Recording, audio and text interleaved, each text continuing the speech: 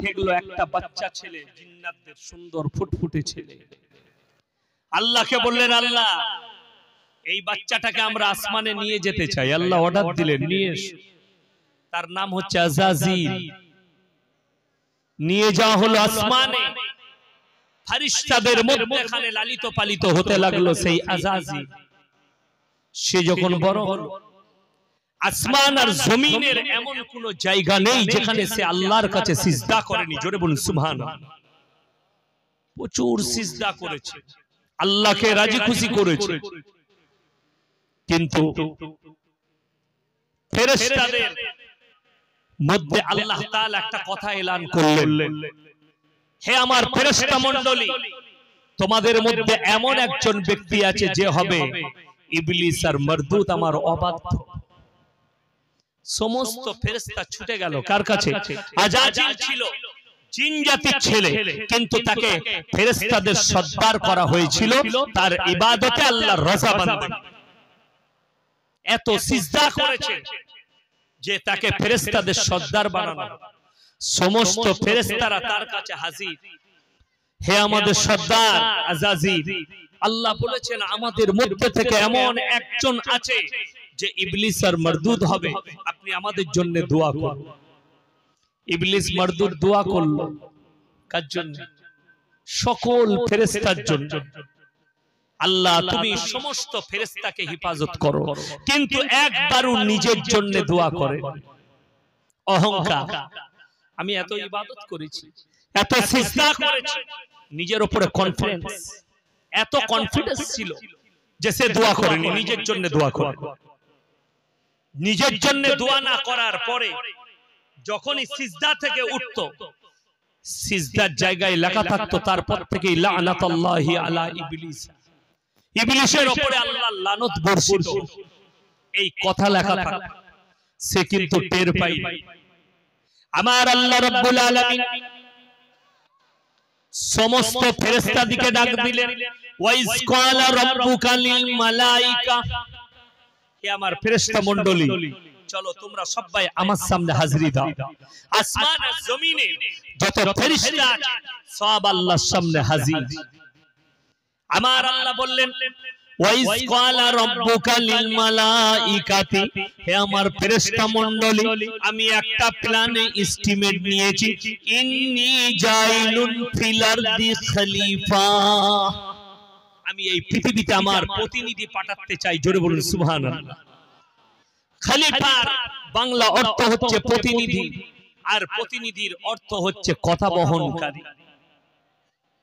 কথা বহনকারী প্রতিনিধি।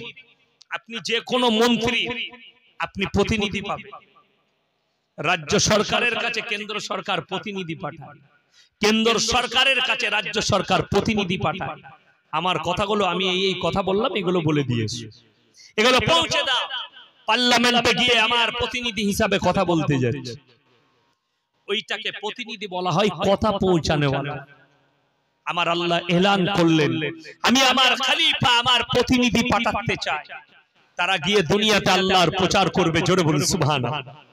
আল্লাহ আপনাকে সৃষ্টি করেছেন শুধুমাত্র আল্লাহর প্রচারের জন্য। আমার প্রচার করবে, দুনিয়াতে জীবন যাপন করবে, বিবি বাল বাচ্চা নিয়ামত দেব, সব উপভোগ করো, আর আমার প্রচার করবে। ফেরেশতারা অবজেকশন দিলেন, কাকে? মানুষের ব্যাপারে আল্লাহর কাছে অবজেকশন ঠুকে দিলেন। ক্বালু আতাজালু ফিহা মান ইফসিদু ফিহা ওয়া ইয়াসফিকু দিমা ওয়া নাহনু নুসাব্বিহু বিহামদিকা ওয়া নুকাদ্দিসু লাক। ওগো আল্লাহ, আপনি এমন একটা জাতিকে সৃষ্টি করছেন যারা দুনিয়াতে মারামারি, কাটাকাটি, হানাহানি, অন্যায়, অত্যাচার, অবিচার করবে। আল্লাহর কাছে অবজেকশন ঠুকে দিলেন। আমার আল্লাহ উত্তর দিলেন ফেরেশতাদিকে, হে আমার ফেরেশতা মণ্ডলী, ক্বালা ইন্নী আলামু মা লা তা'লাম, আমি যা জানি তা তোমরা জানো না, চুপ করে যাও। আল্লাহর ফেরেশতা মণ্ডলী মুখেতে জবানে কুলুপ এঁটে দিলেন, আমি যা জানি তা তোমরা জানো না। আপনারা বলুন, ফেরেশতারা যে অবজেকশন করেছে এটা মিথ্যা না সত্য? বাবা সত্য। পৃথিবীতে এখন মানুষ কি করছে? মারামারি, কাটাকাটি, হানাহানি, অন্যায়, অত্যাচার, অবিচার। আজকে যারা শিক্ষার কথা বলে, এডুকেশনের কথা বলে, পৃথিবীর যে নেতারা পরমাণু নিয়ে খেলা করতে চাইছে তারা কি অশিক্ষিত? আমি শিক্ষিতদের কাছে জানতে চাই, পৃথিবীতে যারা পরমাণু বোমা তৈরি করেছে তারা কি শিক্ষিত? শোনো, ভারতের মিসাইল ম্যান বলা হয় APJ Abul Kalam. Missile man কেন? তিনি পরমাণু তৈরি করেছেন, পরমাণু বৈজ্ঞানিক ছিলেন। পরমাণু বোমার দ্বারা মানুষের লাভ হবে না ক্ষতি হবে? কথা বলেন না কেন? ক্ষতি হবে। একটা পরমাণু বোমা যদি কলকাতার বুকে মারা হয়, 2 24 পরগনা সহ কলকাতা ধূলিসাৎ হয়ে যাবে। একটা পরমাণু। রাশিয়ার কাছে 5300 পরমাণু বোমা আছে, ভ্লাদিমির পুতিনের কাছে 4000 4500 পরমাণু বোমা খালি আমেরিকার কাছে, 350টার মতো পরমাণু বোমা চাইনার কাছে আছে, ভারতের কাছে 150টার মতো পরমাণু বোমা আছে, পাকিস্তানের কাছে 160টার মতো পরমাণু বোমা আছে, উত্তর কোরিয়ার কাছে কয়টা আছে কেউ জানে না, দক্ষিণ কোরিয়ার কাছে কয়টা আছে কেউ জানে না। এরা সব লুকিয়ে রেখেছে, গোপন পরমাণু বোমা তৈরি করেছে। পৃথিবীর বিশেষজ্ঞরা বলছে যদি পৃথিবীতে তৃতীয় বিশ্বযুদ্ধ হয় সেটা হবে পরমাণু যুদ্ধ, আর গড়ে প্রত্যেকদিন 70 লাখ করে মানুষ মারা যায়। এটা তাদের হিসেব বলছে। পরমাণু যুদ্ধ হবে, পৃথিবীটা তছনছ হবে। ফেরেশতারা অবজেকশন করেছে। আজকে যারা নেতা বসে আছে পৃথিবীর মসনদে, তারা দাঁড়িয়ে খেলা দেখছে আর মিসাইল আর পরমাণুর খেলা চলছে। সবাই চুপচাপ। আপনারা বলছেন শিক্ষা।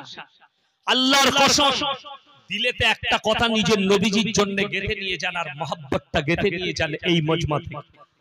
আল্লাহর হাবিব সাল্লাল্লাহু আলাইহি ওয়াসাল্লাম নিজের 63 বছরের জীবনীতে কাছেতে তলোয়ার ছিল নবীজির কাছে।